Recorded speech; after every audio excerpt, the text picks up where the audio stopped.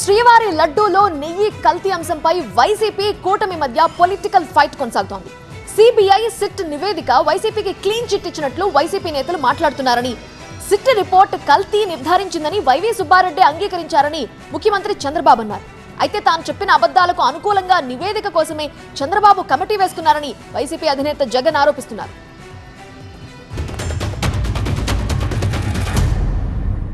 మన బాత్రూముల్లో వేసి క్లీన్ చేసే కెమికల్ని గీలో వేసి దాన్ని మళ్ళీ లడ్డు చేసి మనం తినే పరిస్థితికి వచ్చామని వస్తున్నాయి.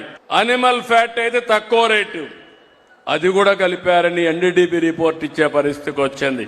సిబిఐ ఇచ్చింది, సిట్ ఇచ్చింది, ఏమీ లేదని చెప్పింది అని అంటాడు. వాళ్ళ బాబాయ్ నిన్నే మాట్లాడతాడు. సిట్ చెప్పింది కల్తీ ఉందనింది, కానీ ఎనిమల్ ఫ్యాట్ లేదని మాట్లాడతాడు. సుప్రీంకోర్టు సూపర్విజన్లో చేసిన CBI charge sheet will prevail. ఈయన వేసుకుంటా ఉన్న వన్ మ్యాన్ కమిషను ఈయన స్వార్థం కోసం, ఈయన సాటిస్ఫాక్షన్ కోసం వాళ్ళు ఏ విధంగా కూడా నిజాలు చెప్పినా కూడా ఆ నిజాలు తప్పు అని చెప్పి ఏకంగా ఈయన వేసుకున్న మనిషితో దాని అబద్ధం, ఆయన చెప్పే అబద్ధాన్ని నిజమని చెప్పి చూపించే ప్రయత్నమే చేస్తాడు తప్ప దానికి ఎటువంటి శాంక్టిటీ ఉండదు.